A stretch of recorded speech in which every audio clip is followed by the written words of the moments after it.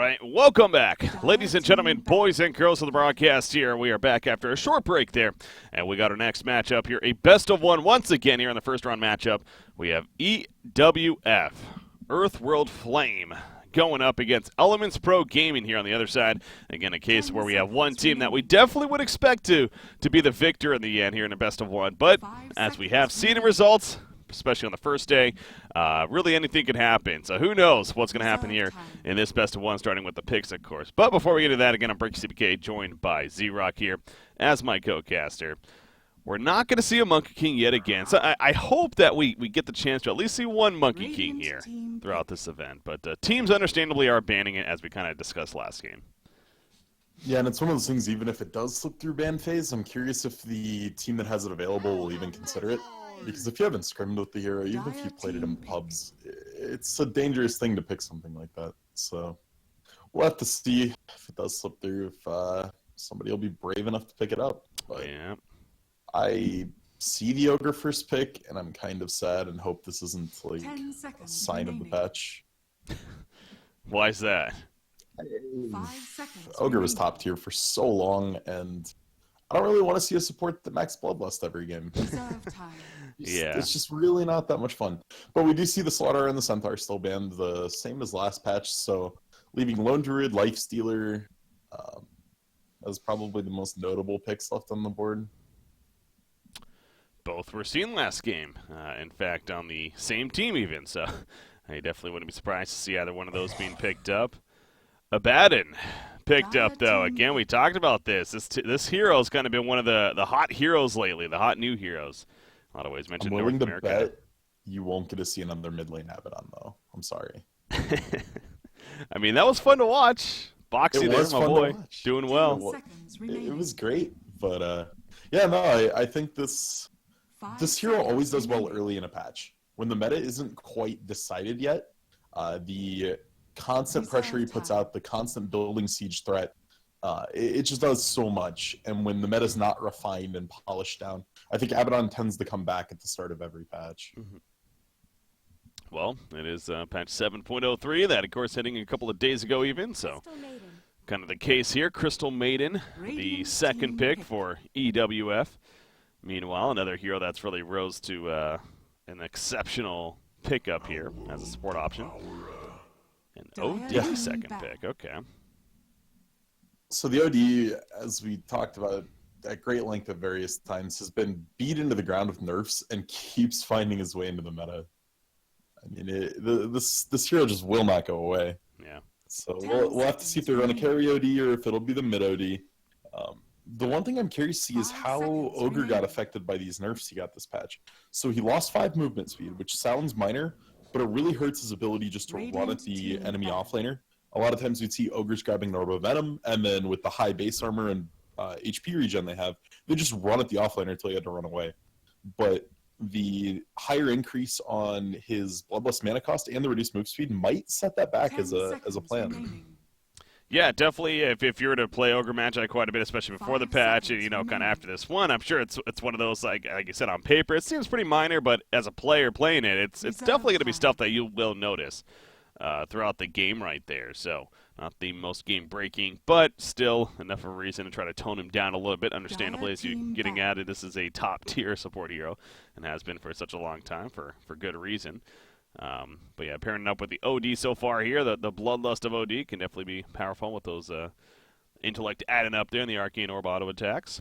But Troll Warlord taken away on the other side, and Shadow Fiend ban from Elements Pro Gaming. So curious bans there. Yeah, I think the Shadow Fiend is just a power pick. We saw its dominance over the last couple weeks, and one of those things that if you just don't have a good plan to play against, and like OD does very poorly against Shadow Fiend. There's so many ways for Shadow Fiend to pressure him out with raises, and eventually it'll just do higher base damage. So, getting rid of a bad lane matchup for him right away there. Dire team pick. Slark ban, and then Alchemist ban.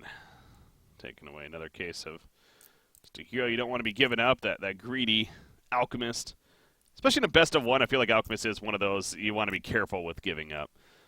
Yeah, I think so, and I'm in a couple Skype groups where we discuss patch notes pretty at length, and I would be willing to bet that Alchemist will go back to being first ban, first pick worthy this patch. I think the changes to experience, to gold, to everything else slows down the game enough. And Alchemist Greevil's Greed did not get nerfed, so it basically provides a farm accelerant, whereas everyone else is farming slower than they were before. So I do think his viability is going to accelerate rapidly, and I would say within a month I could see him being first pick worthy. All right, well, we'll see if that lives up or not. That'd be right around the Kiev Majors coming up here, so the perfect time in there. Until then, yeah. Secret Scrim strats. I don't know if that's a hidden pick. Oh, we'll see. So the sniper pickup, this hero's seen a lot of play already in this patch, and with the Abaddon to peel for him and using those shields just to keep him alive, just going to be a really strong pick. I'm curious if they're going to run offlane Abaddon and pair it with another defensive support like a Dazzle. 10 seconds remaining. But we'll have to see what they go with here. Yeah, curious at Elements Pro Gaming, especially with that second pick OD, that they didn't ban Sniper, actually, with one of those two bans right there, instead of maybe the Shadow Fiend taking out the Sniper option. But they do not. Earthworld Flame will pick it up, and they go with a Lifestealer on top of that. Mentioned he was still available, so don't have the really best target to put Lifestealer in just yet, but the final pick will probably be that, as it's going to be you'd figure a 4 position here. Yeah, they're going to have to find something to get him into. Probably the Earthshaker again, looking to be the most premium option left. Just because if you don't have something like that, it's so hard for Lifestealer to get on anybody, especially with Astral Imprisonment being a thing. As long as you wait for the open wounds to come out, Astral Imprison that target. By the time they come out of the Astral, the wounds is pretty much gone. So it's just a bit of an odd draft from both teams. Like, Elements here have this OD and this Nyx. Obviously, we saw when you have a Nyx, Invoker's the gold standard to pair it with, right? Yeah. You get Sunstrike pressure. It adds so much to what Nyx can do, especially once he hits level 6. But it's really hard for them to go in Invoker here, even if they want to run carry OD, because then a BKB pretty much destroys their whole team, or the Lifestealer Rage. And then you have Earthworld Flame that doesn't have a vessel for the Lifestealer yet, and a ban still open for Elements that I'm assuming is going to go to Earthshaker. So kind of some odd drafting styles. I feel like both teams almost drafted themselves in a corner a little bit. I mean, Elements could just pick up a Jug. It's pretty standard stuff. That'd be just a sound pick ultimately. Coming out here perhaps, but I've been excited. Or they can go Shadow Shaman. Why, of course. It's not the mid I want to see for Shadow Shaman, but it'll be fine. It'll be fun. Wait, you think we're going to see a mid Shadow Shaman? I think his buffs might be enough. Really? So the biggest thing when you're running a nuking mid hero, right, is they've got to be able to do one of two things. They've either got to be able to insta clear the wave, like Lina. That's one of the reasons why Lina got so big. Her level 10 talent lets her clear a wave out with 2 spells instantly for a long time. Or you need to be able to trade. And with 18 base damage, he can do that again. He can actually last hit and not be down 20 CS at 8 minutes. Yeah. So I do think he has the potential to come back. And if he gets that early gold, Shadow Shaman with Blink Ags is so terrifying. Team ban. I don't think we're going to see it this game. I'm fairly certain that is going to be a support Shadow Shaman, but a man can dream. Your man can dream. Theory right there. Yeah, no, it's good theory for sure, and I do think the skill set is appropriate for a hero that, if you want a hero that can kind of snowball and get solo kills left and right, especially with those wards being up. I mean, he would have potential with some good farm and some good levels. So I guess it kind of depends how you want to play it, but. Now, it is a little curious seeing Shadow Shaman into a Lifestealer. Obviously, Lifestealer potentially pretty powerful against him with that Rage, but I guess to maybe catch the Sniper, if anything, in the back. But then you even have the shield from Abaddon here with the Aphotic Shield. So, is Shadow Shaman the best pick here? It's odd. It's definitely very, very odd. Now, Hex is instant. So if he does get in the range of the Lifestealer or eventually gets a Blink, he can Blink Hex to get an initiation. Abaddon can still shield that off, but then Rasta just had to hit the really good ward trap. You can just throw the wards down on Lifestealer and block him in. That's true. But I don't know what that pick is. I think it's odd. But maybe this is just Elements wanting to try something out. And you know what? They consider to probably be an easier game. Yeah, I think that's safe. Again, you have to be a little careful whenever you go up against a team like this that maybe, and I'm just saying, I figure they maybe just don't know too much about these guys because I don't recognize any of these names, and it's probably that case there. But as you mentioned, one of the open qualifier teams. And again, Elements Pro, yeah, they terribly to finish off. They did look pretty good, surprisingly, at the regionals there. And it's been a little bit now, with a little bit of a new patch even, but I'm expecting some solid play out of them. But yeah, the Terrorblade final pick to come out here. So the draft from Elements here seems very slow and methodical. TB games usually don't end quickly, neither do OD games. So they want to play this very controlled game where they're going to get a nice early lead and slowly build it up until the TB becomes this massive hero that just can't be killed. And yeah, there's your delivery method for Lifestealer. Got what I'm assuming is going to be a support Sand King. Mm-hmm. I mean, they could offlane the Sand King, but I'm pretty sure he just dies the Ogre running him. So, yeah, a bit of a rough decision here. What I'd probably like to see out of EWF here is a dual lane in the offlane. You run Abaddon Sand King in the offlane. You should not die to Ogre, Shadow Shaman, Terrorblade. There's just not that much damage coming out of those three. So I think a dual offlane could give them a nice little edge up on the Sand King, maybe get him to an earlier Blink Dagger, which you kind of need, because other than that, you have no initiation on the EWF team. 10 seconds remaining. Yeah, it is pretty lacking right there. So yeah, getting that Blink Dagger, high priority on the Sand King, no doubt, for EWF. For the side of Elements Pro Gaming, though, again, the Terrorblade core, as you say, maybe a little bit slower of a game here, is what EPG is going to try to play for. But Gogi playing the Shadow Shaman, I believe he is a support player for them. So pretty much certain that, of course, it is going to be a support. Although he's usually a 4 position, so a little bit of farm potential maybe, but see how he progresses here. So the early port, though, from Ogre Magi to the top lane. Going to get down that vision. Perhaps a jungle block even. Oh, just for vision here. The top rune spot. Sand King does have a stout shield to protect himself a little bit. Abaddon, poor man shield, though. I saw in one game in an early qualifier one time, it was fairly early rounds, a Terrorblade went Phase Boots Mask of Madness. And it was hilarious. He just popped Metamorphosis and basically killed any hero in about 2 seconds. It was like 4 autos and they died. And, you know, don't think we'll see it this game, but it would be pretty entertaining. It'd be a way for them to make the Terrorblade work a little earlier. Yeah. Again, it's not going to happen. Well, this is an event, like I said, it's not. This isn't the top tier by any means, but at the same time, this is a fun event to cast and watch. I think because for reasons like that, where we could see some ridiculous stuff. Like I said yesterday, we had several insane hero stuff, a couple of Enchantress picks, the mid Visage that we saw, some items that were kind of questionable, but it's also fun to see. So you definitely see players and teams experimenting a little bit more at these lower tiers, of course, as they're working their way up. They're not as afraid or just as willing to, stick to just what absolutely works best and has been proven by any means. So, yeah, it's definitely not like totally meta when you're getting into these tier 1.5 type teams. You still have some of the very, very good teams from Europe and Russia here, and I love watching these kind of tournaments because it can give some insight into the meta they're going to bring. Yeah, like Cloud9's done some extraordinary things already, and to get to see them on these kind of stages that aren't as well watched or necessarily as bigger stage. It can definitely be interesting. Bottom lane. It looks like they're taking your advice right here. Sanha on the Sand King is heading towards the bottom lane as well, so going to go aggressive dual lane. And on paper, it seems like that they should be pretty difficult to kill and could be an issue. But at the start here, LeBron, Dota, and Gogi are going to run down Sand King. Kind of box they do them a out. lot of damage at level 1 here. The base damage bonus on Shadow Shaman and then LeBron running at people. This hurts. Yeah, that Metamorphosis coming out early. In a level or two, I don't think this lane's that scary from EPG, but for the moment, you got to be a little careful. Meta being popped this early is a huge boon for them, though. Once this meta goes down, the damage output goes way down again, and then there's not a lot of fear left in this bottom lane.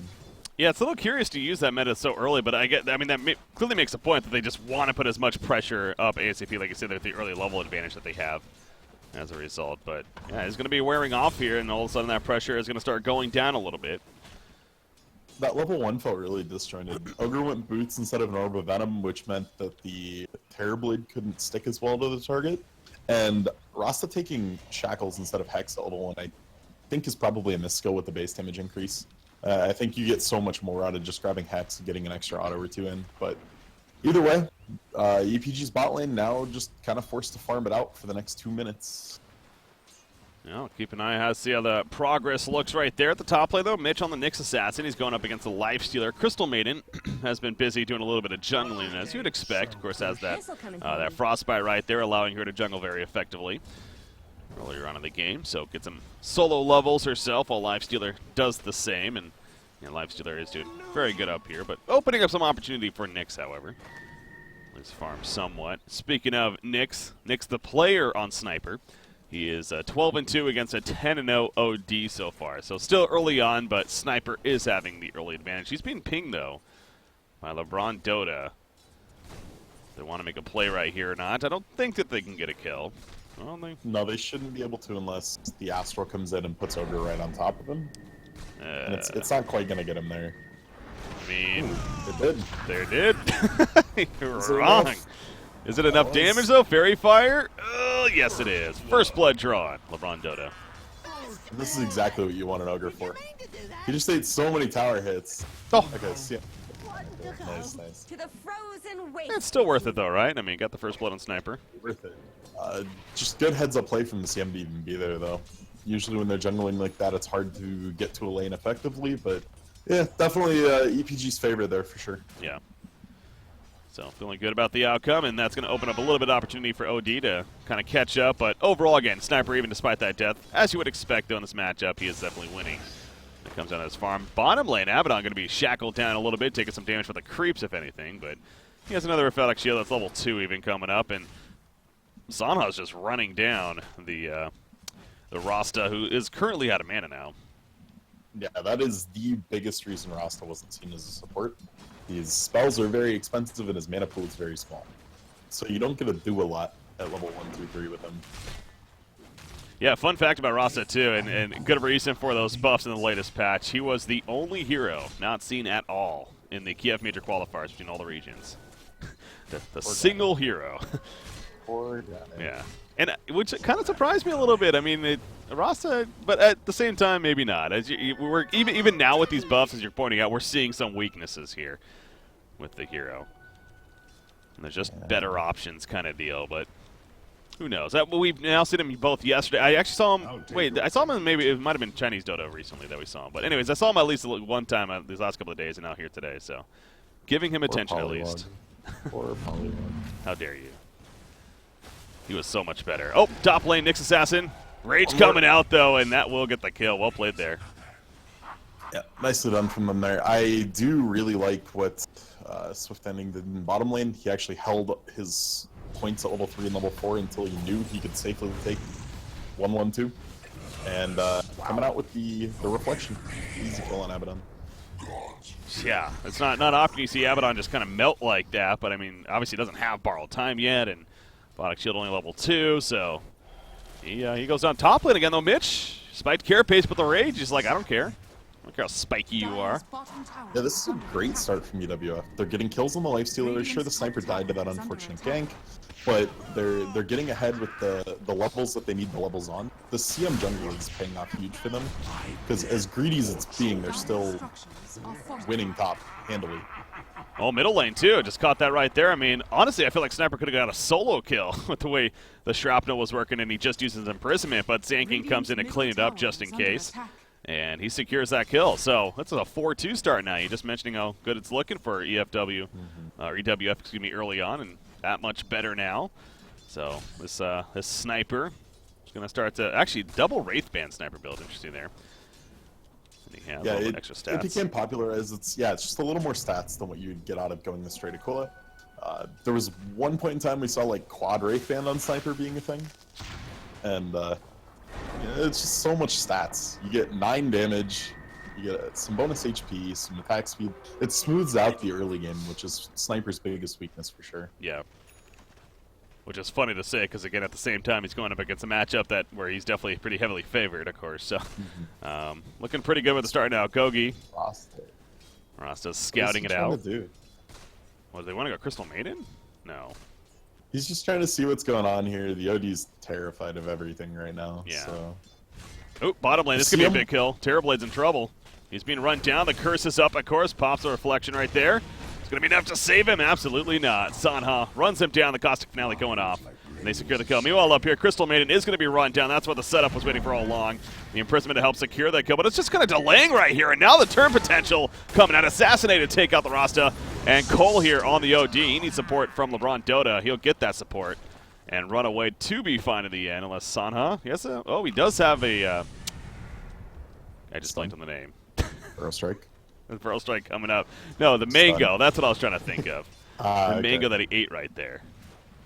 Man, Anyways. Valve lied to it.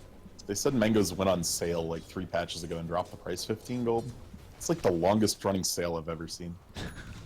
Been on sale for months. It was really? They said it went on sale? It was the joke in the patch okay. notes, yeah. Because no one bought mangoes when they first came out. Like, they weren't purchased. So, but yeah, again, I think still a profitable trade from EWF. Any way they can keep the pace of this game fast and aggressive is very good for them because it's not giving the TUB and the OD time to sit back and farm.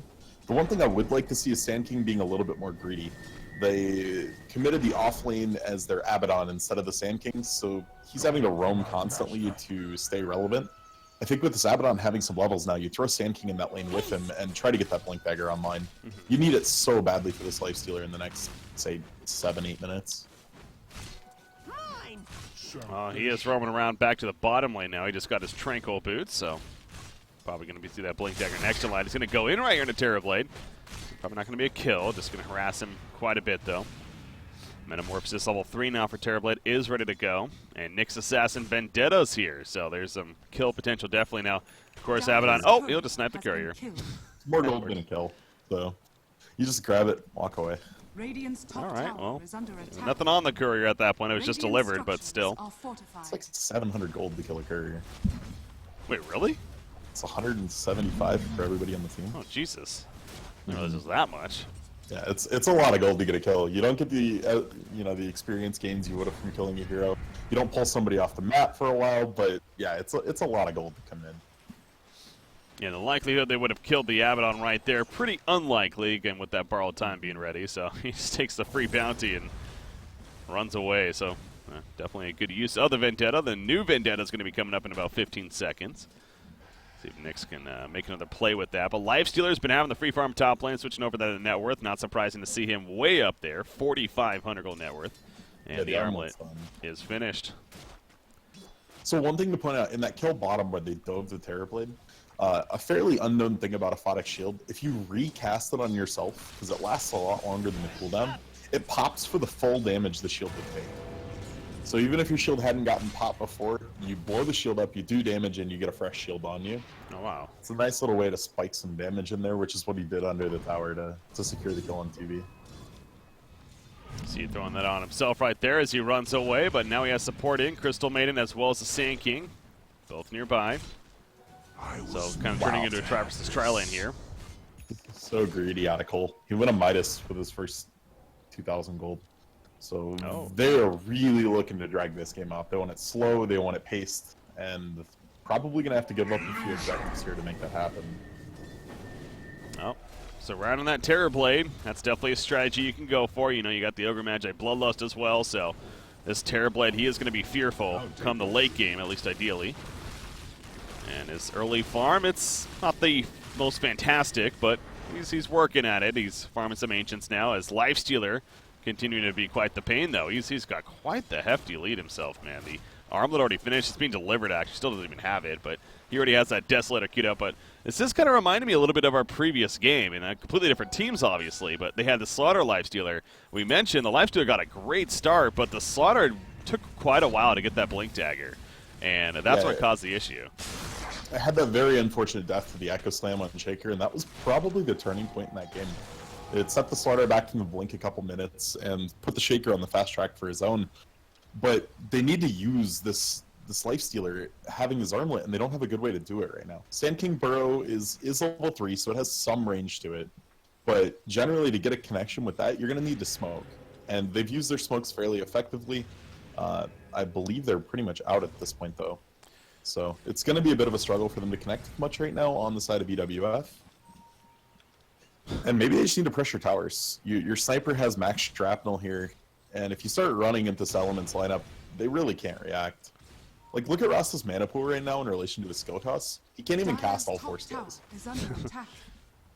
Yeah, a little weak right there, feels like. As far as being useful, he does have a tome right here. He is level 6, though. As you mentioned, though, without a bigger mana pool, it's not going to really mean that much at this point. So lifestealer, what I've noticed, too, okay, he finally gets the armlet delivered. Obviously, with the courier being dead, that was delaying the armlet technically a little bit right there, but he now has it, and they're just going to freely push this middle tower. So no defense being put up by EPG. This is kind of the greedy build of the Midas. Got an OD, they have a Terrorblade for that matter, so they're not looking to defend towers necessarily this early on. The mentality was right there from EPG. You knew you weren't going to defend that tower. The TB had about 4 images up with meta, and they were trying to chip away at the tier 1 top. Pulled a lot of TPs, so definitely the right idea. You put pressure somewhere else when you're being pressured if you don't want to fight. So we'll have to see if they can keep doing that effectively. The OD Midas is online and already has another 1,000 gold to his name. So has been killed. Again? It was Nyx again with Vendetta. He was just wandering the woods, seeing what was there, happened to come across the courier again. And that time there was wards on that, both Sentry and Observer wards. So actually a little bit of extra benefit there. Bottom lane Terrorblade, he's being shackled, but he's pretty deep, so... And Gogi using both the Hex and the Shackles, and guess what? He's out of mana. So, has to fall back. Obviously, Sand King survives and can continue to farm in that Blink Dagger now. Has about 1260 saved up, so the timing's not too shabby here. These courier kills are echoing through, though. We're seeing the benefits that Elements has gotten from this, as the Rasta managed to pick up Arcane Boots and has like 700 gold already. So very, very huge boon in getting the supports some much needed items in the early game. Yeah. Obviously an illusion down here with Terrorblade. Rasta is nearby, but also noticing Abaddon picking up the Hand of Midas himself, however. Greedy again, but what do you think he transitioned? We've seen a couple of Abaddons lately. Some even getting the earlier Radiance as far as like an early item pickup. Is that something you can see here, or different direction? It's something we have seen before. I think it would be fine in this game if he felt he could get to the Relic without dying again, but I don't know if you have that option with a Nyx and an Ogre. There's so many ways you could still buy, even being Abaddon, that probably felt it was a little too greedy. And generally, when you go the Radiance build, you want to be sieging towers with that. You just post the Abaddon up on the building and he never dies. And that's kind of hard to do against the Elements lineup here after about 20 minutes. Yeah. Oh, bottom Sand lane. King, though, close to Blink. So close to Blink. Yeah, he gold. doesn't want to die here, but this Nyx with the Bloodlust up, he's hunting with that Vendetta. No support really nearby just yet. The Rasta is running over. You figure they're going to be TPing in as well. Oh, he wants to open, but all of a sudden they see him now. Spiked Carapace coming out. The Bro Strike stun through, though. Will counter stun. That's a resolve. Freezing field from the background. Going to be a little bit too far, however. And now Mitch continuing to run. He did take an Assassinate. There's a nice impale, though. The Aphonic Shield explosion. Borrowed time activated right there by Abaddon. I don't know if he thought he was going to get turned or whatnot, but in the end, they get the turn kill on a Rasta. And now go back into the tower to finish it off. So they only get the Rasta killed in the end with 5 being here, but still, it's a kill. Use your Midas. He's still on cooldown. Okay. Had to find a creep for it, man. There's merit to going to the jungle because you do get bonus XP depending on what you kill. So there's some merit to run to the big creeps, but a lot of times it's more efficient just to burn it on a lane creep and move on with your life, because the extra 10 to 15 seconds you spend there could have been another Midas cooldown. Yeah. But does manage to get it off on a big creep, and that is going to accelerate this Abaddon's XP growth a lot. Like, if we look at the offlaners right now, the Nyx did get an early lead from the participation he's had in this early game. A lot of solo XP time in the offlane versus having to split it with the Sand King from the likes of the Abaddon. So, trying to catch back up. I'm curious to see what the Abaddon's next item will be. It could be drums, it could be Vlad's. I wouldn't hate to see a blink, honestly, just so he can blink and purge off the Hex of the Shackles. Okay, so almost like an Omni Knight style where you're kind of sitting back and being that, you know, you'll jump in with a repel, in this case the Aphonic Shield. And what it lets him do then is he can go stuff like a Vlad's afterwards and hit buildings and then just borrowed time, and you don't take any damage during borrowed time, so the blink doesn't reset. So you can basically blink out of them going on you with Abaddon.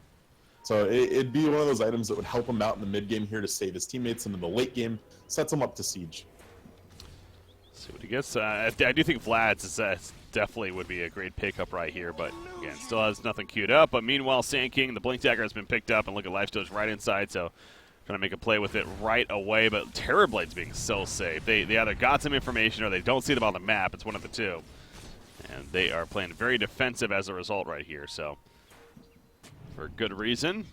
Good play by EPG, not making themselves vulnerable, but instead of Tier 2 Tower will be pushed. They're diving pretty deep right here in Ogre match. I get a free kill there, at least, but not necessarily what they would have liked to have in that Terrorblade being nearby earlier. That's the biggest thing. They get tower pressure. The Rasta committed wards to bottom, so they know EPG can't fight. Yeah, he's pushing it in. I mean, no TP's coming back either. This is where you rush if you're EPG, or not EPG, EWF. Are they not going to defend this bottom tier 2, though? No, you let it fall. Okay. Yeah, the Rasta wards got committed, so now you know EPG can't fight.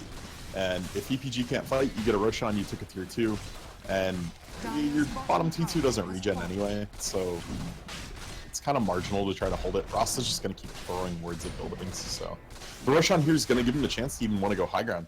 If they feel ready for it, they definitely could.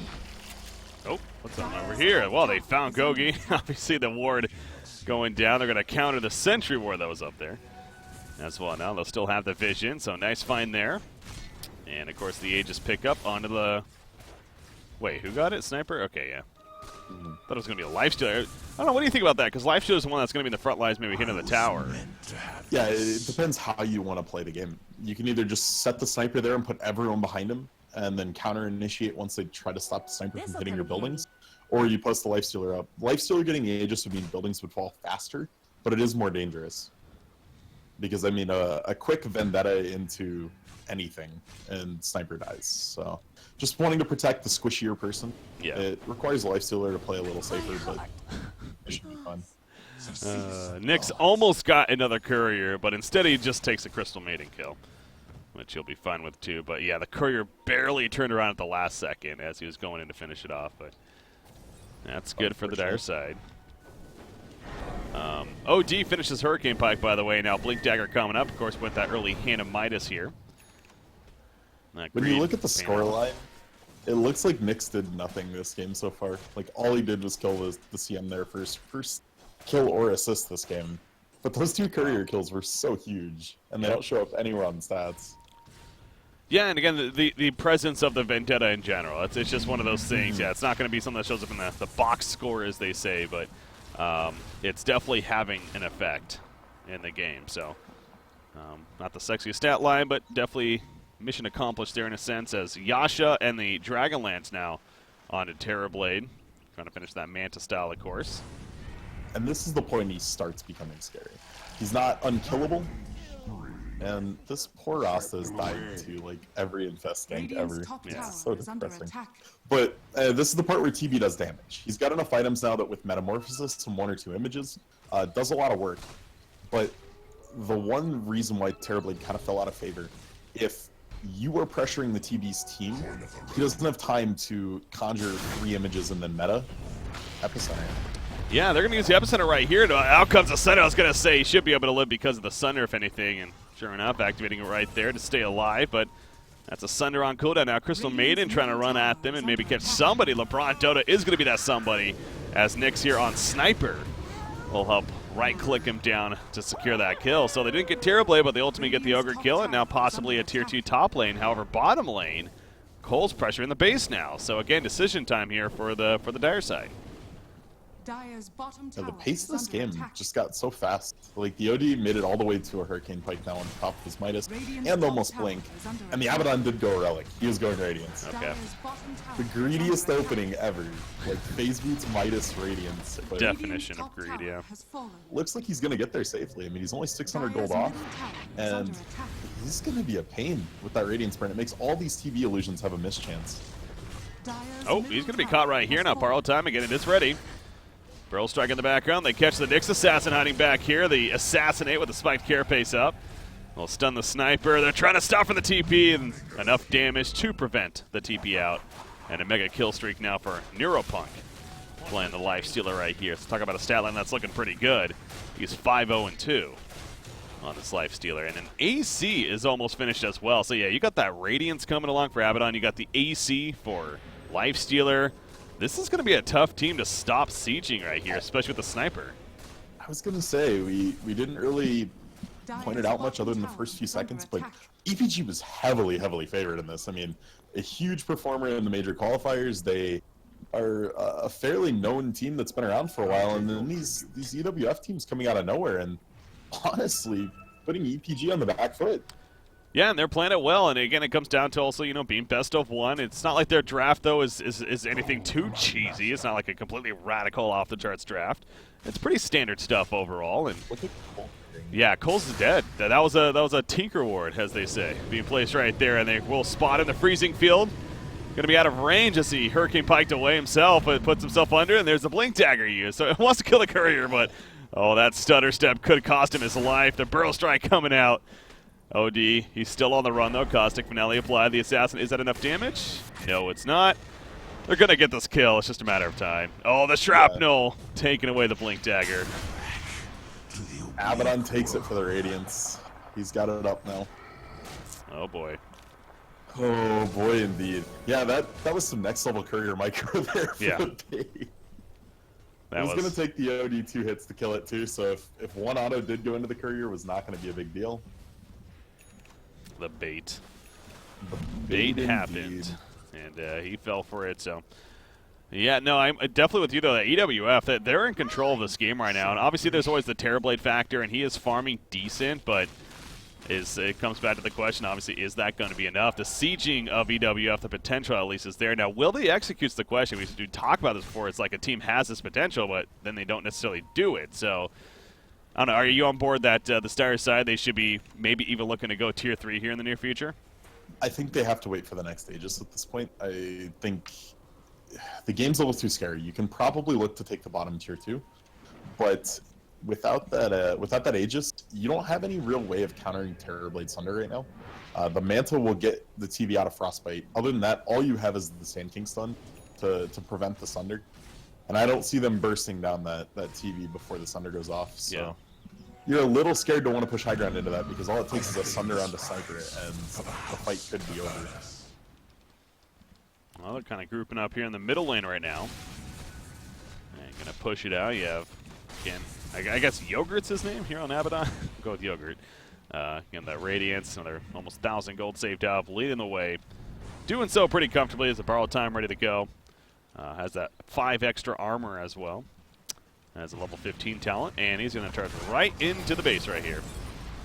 Immediately gets the medallion applied, or actually the full-on Solar Crest from the aggressive Solar Crest from Ogre. Yeah, he took a lot of damage that he was not expecting to take there, so they got to be a little scared now. No way to heal that damage up from Abaddon. They did great chip damage to that Tier 3, but yeah, that Solar Crest was a little unexpected, I think, on the Abaddon's end.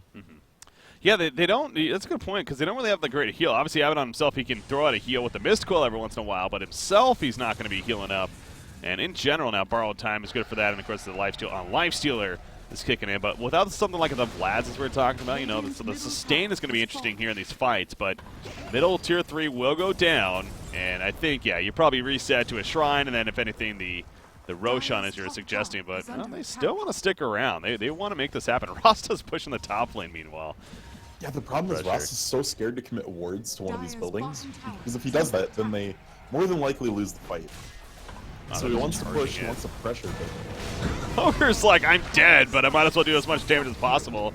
He ends up dying at the end. The Melee Axe goes down, the Borrowed Time popped, of course, and Life Stealer just hops right inside him. But now bottom lane, you see Swift ending here on Terrorblade. He's pushing in the Tier 3 tower back to the middle lane. We have another fight breaking out over here. Nyx Assassin, the Assassinated, forced stab away though. He'll be fine. OD, however, is picked off, and Terrorblade has now come back. The Epicenter used at the bottom lane to clean up the illusions, and they get the kill there as a trap actually onto Life Stealer. A ward trap coming out, so they finally finish him off, but I don't know, pretty chaotic right there between both the bases going down somewhat. Yeah, unfortunate decision for the Life Stealer to jump in the Abaddon. It was the closest target. They knew the Barracks was dead, so they wanted to get him out. But if he'd been in the Sand King and then Sand King had like 4 staff TP'd out, they probably could have killed that TB or at least saved the Tier 3 tower. So a little bit of miscommunication, but all in all, still coming out way ahead. The barracks is down at 26 minutes. That's a huge thing. Somebody needs to get boots of travel on this Dire team. You're going to be very hard pressed to deal with this Rasta and this Terrorblade split pushing you out without a boots of travel on the team, especially after the nerf to TP scrolls cooldown. Well, Sniper pushing out here in the middle lane is looking to find some opportunity. The BKB being lined up here, or queued up even. Going next for him for the defensive mechanic as far as fighting goes. Ags almost finished on Nyx, meanwhile. Just needs that Blade of Alacrity. Yeah, the Ags is almost on Rasta as well. Two very core items for them in this game. And what is the Ags? So it increases the range, it looks like, of the wards? Okay. Yeah, it makes it so they actually can attack stuff. Because right now the range is pretty miserable other than for hitting towers. Or ward trapping, as we saw in the last fight. Sanha almost got a 4-staff Burrow Strike into a very big pick off there, but coming up just a tad short. And Terrorblade running into Sniper, but of course has that distance, so he'll be fine. Just falls back from there, but again, the split push continues. Nyx Assassin still trying to farm up that Ags. And he's pushing out the bottom lane here. Here goes the top shrine, though. Another objective being done by EWF. Ro16 should be up in the next minute here. I'm sure we'll see a quick transition over there. How does Refresher work, by the way, on Rasta? I assume you can have 2 sets of wards out if you had a Refresher, right? Okay. Yes, you can. It's not like it so then the question lies, does he want to go Force Staff? You could go Refresher, you could go BKB. Basically, Rasta wants all of these items, and they all do slightly different things. But if he does manage to just commit to the split push and goes Ags Refresher, he'll solo Rax faster than probably the whole Dire team. They do so much damage when you throw down double Ags wards. Oh yeah, I would assume so. Abaddon, middle lane. He has level 3 borrowed time right here. But he's going to be a job, so we're going to see that come into play. There we go. Now they're going to stop damage. He'd be alive right now. If he had a Blink Dagger. Oh, the freeze action of Swift heading on the turn kill coming out. And they're going to get the kill on the Terrorblade. So I didn't realize the support was that close, and neither did EPG. That's the dangerous part about chasing after an Abaddon and committing towards a kill on him. With that borrowed time, 6 seconds I believe it is now. Yeah, level 3. Takes forever and eventually buys the time for the support. So now Terrorblade's dead. He does have a buyback. It's the last thing he wants to be doing right now, though. Meanwhile, the ward's coming out in the background. Sanha, he stuns through. Gogi's going to get picked off. Yogurt there on the Abaddon will survive. And now the tier 3 tower at the top lane goes down. So Terrorblade not buying back. Sniper just sitting from a distance, doing his thing, which is plenty of damage into the racks. You do see the Nyx Assassin with that Axe effect is definitely stalling a bit right here. Another borrow time, though that cooldown's so short, man. Lifestealer may get picked off, though. He does get picked off. They do get the melee racks, however, but the spiked carapace is causing some damage right here, and the stuns as well. Yogurt goes down, and now Terrorblade is just about to resurrect. So he didn't buy back, but I mean, they lost another racks in the process. Is the key there. That's rough. TV felt like if you bought back, the game was pretty much over anyway, because you're set so far back, but you're down 2 racks now at 30 minutes. This is a perfect position for EWF. Sure, they lost a few there, but Elements played that so sloppy. They committed the Rasta wards onto an Abaddon, who just looked at them funny, hit them twice, and walked out of them. Yeah. And, I mean, you had the Nyx Ags, which was your main hold tool. That's what you needed to get online. You burrow them behind a tier 3 tower, and you can just stall it out for so long with those super long range impales and mana burns. And he wasn't even given the option because now they only have 1 tier 3 left. Yeah, it's danger time for EPG, it feels like. They're definitely playing on the back foot, and at the very end, they're to top it all off as the fight was kind of winding down. I mean, OD kind of chasing. He just ends up getting Burrow Striked and then locked down for Sniper to just put in the auto attack damage into him and obviously finish him off again. So OD continues to kind of get caught here. He's now 4, 5, and 3, almost level 20, and again, his farm is okay, but he's 5th with that said. He's actually behind the Abaddon here, who did go a greedy build himself, to be fair, but he also Shivas now on Abaddon, by the way, to go with that Radiance as well as the Animitis. So he's going to be extra tanky here. I love the Shiva's pickup. I think it's very solid in this situation. The biggest item issue right now for EPG is the fact that the Terrorblade needs 2 things. He needs his Hurricane Pike to save himself from Lifestealer, and he needs a BKB to make sure he can get Sunder off now. And you can't just magically make 6,000 gold appear. So I mean, he's in one of these spots where they need to stall this game out for about 10 more minutes. Yeah. And then this seems perfectly reasonable that they're down 2 racks. But all it takes is one pick on him because he's missing one of his core items, and this game's over. EWF's in position to win this game in the next team fight if it goes poorly. Like you said, day number 1 definitely had some upsets, and that's the thing with this format, best of 1. All it needs is that one game, and right now EWF on the verge of pulling off one of the bigger upsets, no doubt, here at the event perhaps, but Sniper in the background, he's going to be initiated on someone, not really the greatest though. The Shiva's popped, and now Swift ending. Has that Sunder again. He's going back in. The Ice Scotty auto attacks onto the Abaddon, trying to trigger that borrowed time. If anything, in comes the Epicenter, though. The pack on Swift ending will fall before he can even get the Sunder off. Again, he has a buyback. But Nyx, meanwhile, Nyx Assassin is hiding in that Burrow Strike again. But Nyx, the Sniper, he's just sitting, again, way back here. He's going to take the Impale, however, but Lifestealer now sitting on top of mid. Out comes another Spiked Carapace. He's delaying the inevitable, though. That's another kill. Triple kill for Abaddon, actually. Let's go ahead and kill Ro16. They honestly could end this game right now. I mean, they don't know the buyback status, so they would have to check it and then make sure they got out and maybe not get the Roche. But knowing what we know, this game could be over right now. Yeah. That was so sad. The OD thought he was trying to save the Terrorblade by force staffing him away there. In reality, he put him out of range to Sunder and he died. The OD's force staff actually killed his teammate there. Oh no. And that was so depressing. If the Sunder got off and TB was able to keep firing those Scotty shots in, could have been a totally different team fight. Instead, TB goes down without getting any real damage off other than the early Abaddon damage, and what a disaster again for EPG, honestly. Yeah. Absolutely is. And how about the BKB pickup on Lifestealer, too? Just noticing that he obviously used that in that fight. That's kind of a funky item almost to see on a hero like Lifestealer, of course, with the rage already happening, but that's even more duration that he's going to be immune to that magic presence. Yeah, it's strictly an item to close the game out. EWF knows they're in a good position to end this game. That's what you get when you feel like you're ahead and ready to end it. Because, as you said, it just extends the duration that you're magic immune by so long. The first BKB charge ends up giving you literally 22 seconds of magic immunity, because you can go Rage, BKB, Rage. That's absurd. Yeah, he's going to use that Rage right here. Again, he has a BKB, once again, only 9 seconds, but it's only lightly. That's still plenty in the back on Epicenter onto OD. He's dropping Half-Life immediately. Terrorblade coming in, though, now with that Metamorphosis. No, he actually doesn't have it just yet. 10 more seconds, but the auto attacks in the melee form going on the Lifestealer. Again, he has the Aegis. Worst case, he's going to die right here. The Ward Trap coming out. Nobody dying just yet, but Lifestealer will go down. Meanwhile, Sand King's very low. Assassinate trying to finish off Rasta.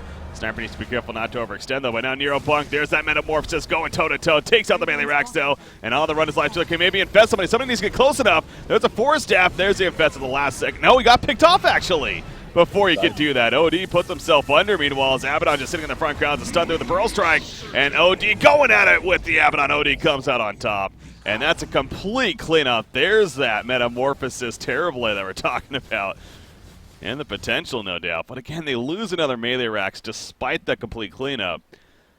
That is a ton of gold going EPG's way, but yeah, I think it was probably too little too late. A very large misplay from Nyx there. We saw those wards, the player, Sniper, not the hero. But we saw those wards trapping out Lifestealer. And when the fortification was going on, Sniper should have been hitting those wards to make Lifestealer have a path out. I saw what they were trying to do when they committed the Aegis and everything. They wanted that melee racks, because now they are 2 unhealing barracks away from essentially winning this game. And so they wanted to just commit to it. But Sniper spent a lot of time repositioning and standing around when he could have hit those wards and probably given the Lifestealer a cleaner path out. And yeah, it turned weird. Lifestealer had time to infest there. That was kind of bizarre. I think they just got tunneled into get melee racks, try to win game. But now Sand King's picked.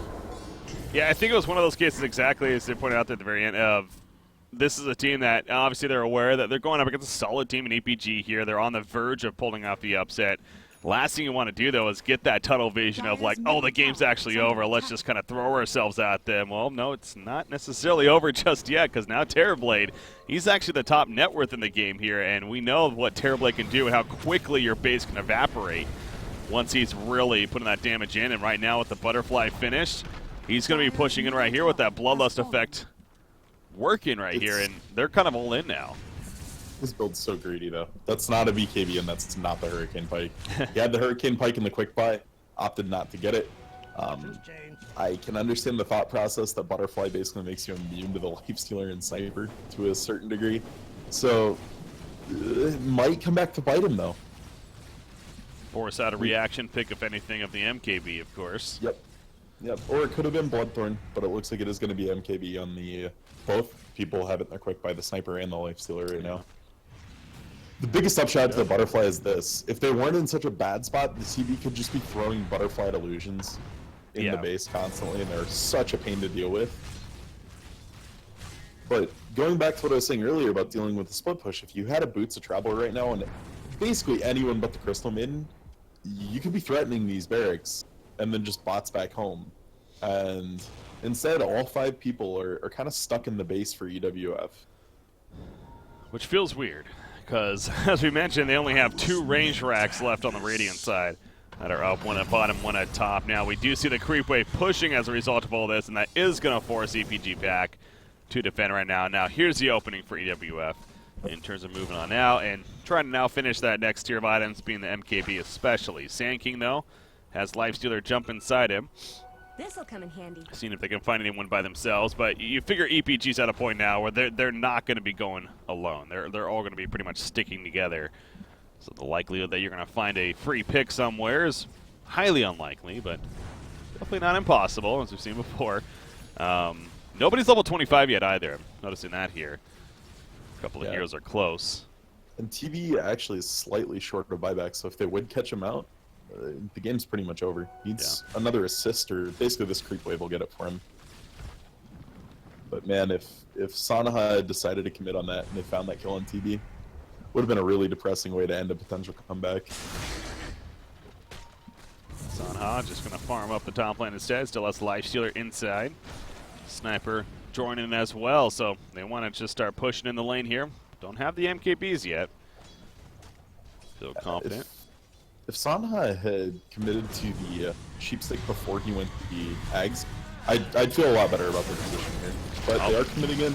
Yeah, they're going to jump the next assassin. OD puts him under, though. Meanwhile, Metamorphosis from Swift Ending. He still has that Sunder right here. Hasn't used it just yet. Epicenter going off. He needs to use it. Using it at the last second on the Lifestealer. But Lifestealer holding his ground right here. He'll jump inside his teammate. OD puts under once again on a Terrorblade and putting in the auto attacks with the Arcane Aura. Sanity's Eclipse comes out, but they take out Terrorblade. He buys back immediately. Sanity's Eclipse doing damage, but not enough to finish anyone off. Mitch is also going to barely survive. At least gets a turn kill at the last second, but a triple kill for Lifestealer, who's limping away now with not much life left. But they're going to go right to a shrine and heal on up together. That fight was so close. The TB Sunder came off at the very last second. The Lifestealer popping out of Abaddon secured 2 kills.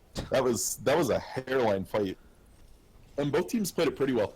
The Rost Awards aren't in a great position. I think that was probably the biggest difference maker. They were over where that gem is sitting right now, and not quite in attack range for most of that team fight. Guess who did the most damage that fight? Who? Abaddon. Abaddon, yeah. by like 1,500 damage over anyone else. So Radiance is never to be like undersold. Yeah. If you can get to that item in a reasonable time and just be in a team fight, it's so impactful. And if you look at it, that's really his only damage. Yeah. I mean, it's BKB Shivas. So no, it's the fact that he was able to top damage, like you said, with really just a Radiance as far as his true damage. Now, obviously, that's where also the Curse comes into play. Wherever he's attacking him, and he's hitting very fast and pretty hard. So, but yeah, this is actually another thing we theory crafted in our patch notes discussion was the Aphotic Shield at level 25 for Abaddon. It was already the most common choice. You usually took it over Strength at 200 Aphotic Shield, and they just added another 100 to it. Now it's plus 300 on Aphotic. So in that fight, every 6 seconds, he was putting out a 500 damage shield, which then turned into 500 damage. So really an odd buff, and one that we were very surprised to see in the patch notes, because if it was already what he was picking, I was surprised to see it get a buff. But very strong talent, and being one of, if not the first person to hit level 25, showing how impactful it can be in that team fight. Yeah, again, you never want to overreact to level 25 talents, as we stress all the time, but in a game like this, where it's going on a little bit longer, and as you mentioned, he's kind of the first one to do so, hit that mark, he's going to take advantage of it. So in this game, it actually does matter. And Yeah, that's crazy. I mean, 500 mitigation every 6 seconds. 5.1 seconds even because of the talent. Like in an Octarine core, which actually has queued up, then that much less. Meanwhile, bottom racks, they get the fortification out pretty quickly. Lifestealer, he's being forced out away. Shadow Shaman in the back, just trying to be pure distraction. He puts down the wards. Terrorblade, he needs to sunder in time. He cannot get it off in time. He put it under by OD, though, so he is still alive for the time being. He will get the sunder off, actually, and then on Abaddon right there. But the borrowed time comes out. Swift ending now. Metamorphosis with the reflection. Is it enough? It's not. He's dead. No buyback. The Sanity's Eclipse will take out Lifestealer. But I don't think they're going to be coming back in this one. No buybacks across the board. OD also going to be the same case once he eventually falls right here, which you think is probably going to happen, although Sand King might die with them in the process. But there we go. EWF going to pull off the upset. Wow. EPG is out to, I mean, a team that, frankly, I know no one on. That's amazingly impressive. EPG, definitely some huge missteps. The TB was a pretty greedy pick, and then to go a Midas on OD on top of that, just not paying off. Yeah. The Rasta I thought was pretty impactful. The split push pressure he applied, the amount he brought to everything was really solid, but some bad ward choices I think really cost him in this game.